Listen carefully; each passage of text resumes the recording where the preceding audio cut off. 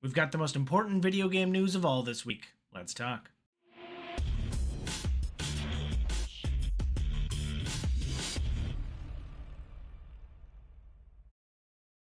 What up, viewers? What up? What up? Calc Soups here, and today is Friday, May 2nd, and that means it's time for a quick recap of the week in video game news. Starting off, Borderlands 4 had its PlayStation State of Play this week, and confirming that it is launching on September 12th of this year. And yeah, they showed off a lot of gameplay. They talked about a little bit more about how the loot tables will work. And yeah, it looks like a lot more of Borderlands. I still feel like I can convince a handful of friends to jump in and play a Borderlands game with me, but even after several Borderlands games have felt very meh.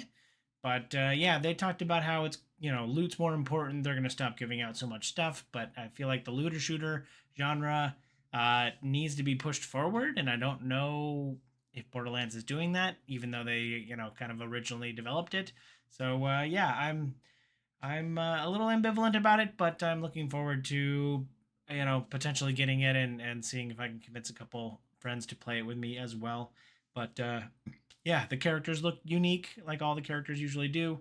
I don't know anything about the plot yet, but it'll be interesting. Someone gets a Shadow Cat, so I'll obviously be playing that, and any gun that can shoot and turret for itself, that'll probably be the guns that I will be looking for. But yeah, they're kind of focusing more on the random rolls and random BS that can happen, and less on like named kind of weapons.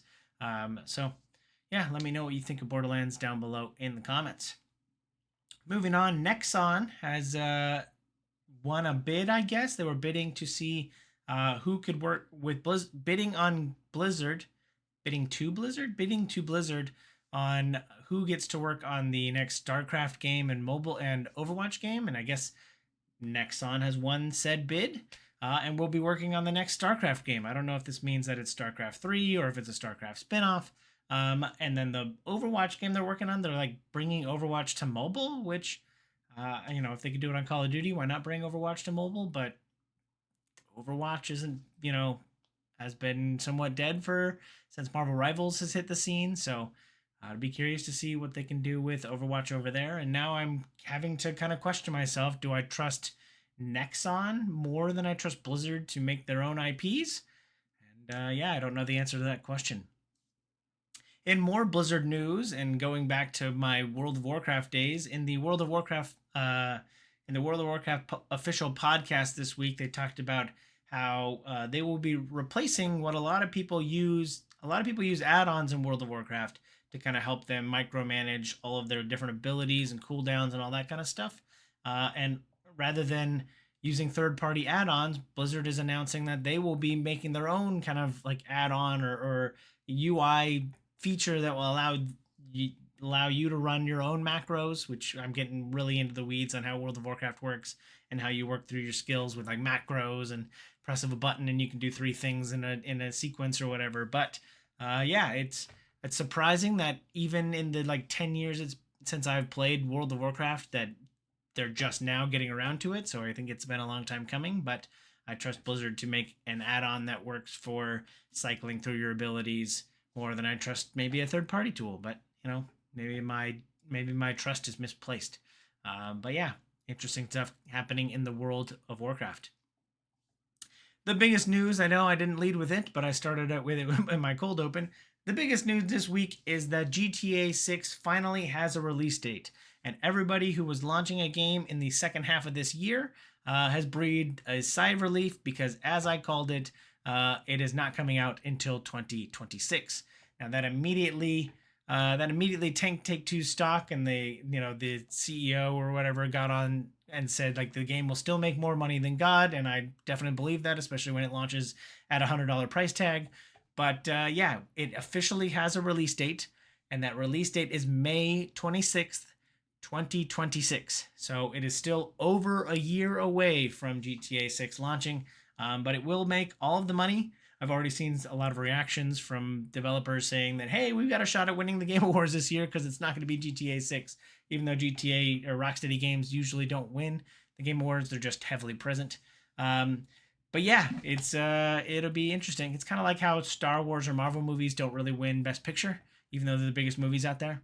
That's kind of what that's kind of how I feel about GTA. But it will make all the money, and yeah, I know that a lot of people have been waiting a long time for GTA 6, and it will still make all the money, but we'll just have to wait a little bit over a year from now. Pour one out for one of Games Media's biggest outlets. Polygon has been purchased by Valnet, a Canadian company that owns like Screen Rant and Fextra Life and a couple other companies.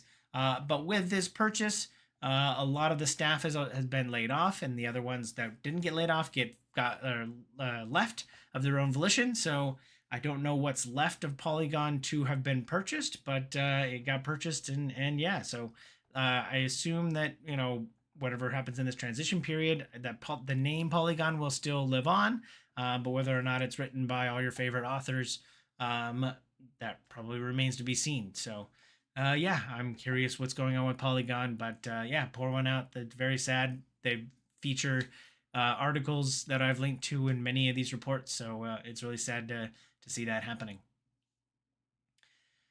Moving right along, Microsoft is taking a page out of Nintendo's playbook and increasing the prices of everything. Their Series X, 5 years into its life cycle, is being increased by $100 from a $500 Series X to a $600 Series X. That's just wow. I've got no words for, like, again, this is 5 years into the life cycle of this console, and it is being increased by $100. I don't know if that has to do with tariffs or whatnot. And I know that the electronics might or might not be included in tariffs, although tariffs are kind of going away now. Anyway, and also all of Microsoft's first-party games, both of them, will be $80. So if you want to buy Halo Infinite, I guess this holiday season, it's going to cost you $80.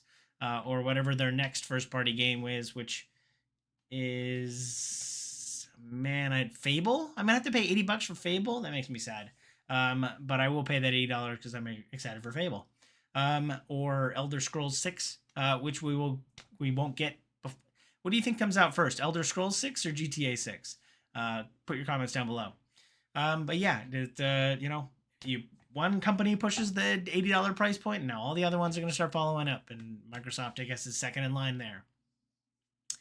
Talked last week about Claire Obscura Expedition 33.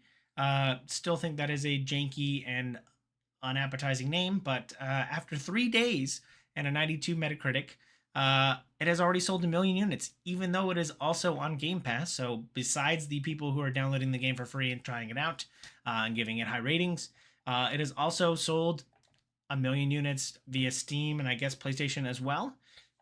So pretty popular game, and yeah, I including myself, I've played it on Game Pass. So my Game Pass is getting a lot of work recently. But yeah, another game that might be game of the year now that GTA 6 is not going to be a game this year. The hits keep coming as Electronic Arts announces another round of layoffs, laying off over 300 employees this week, including 100 employees that were working on Apex. With this, they also canceled a few games, including an upcoming Titanfall game, which is sad to hear because Titanfall is probably one of its strongest IPs out there besides, I guess, Battlefield.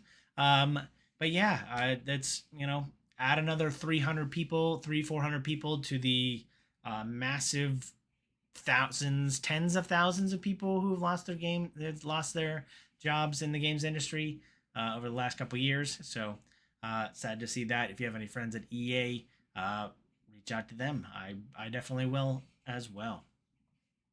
Last but not least, we are finding out why people keep casting Jack Black in things, and it's because of the music he generates and the viral moments he creates, not necessarily because of his enthusiastic acting. The Minecraft jingle, there was a jingle apparently in the Minecraft movie talking about lava chicken. I've watched the video and it's 30 seconds long. But that little jingle is already in the top 100 on the Billboard charts. So yeah, I guess this is why you get Jack Black to do things. You get, an enthusiastic actor, and he'll generate a viral moment, much like he did for Peaches in the Super Mario Bros. Movie. So he'll generate some music, and then that will create its own movement. After the movie's already come out, the movie's already made a bajillion dollars, and is continues to be on track for the most money generated for a video game movie, which might not necessarily be a very high bar, but might be in Minecraft's court and not Mario's court, both of which contain Jack Black. So do we see a common thread here? But that's it for this week. Let me know if you feel I forgot anything down below in the comments. Thanks for watching. I hope you have a super day. I hope you have a super weekend. And I hope you have a super day. Bye!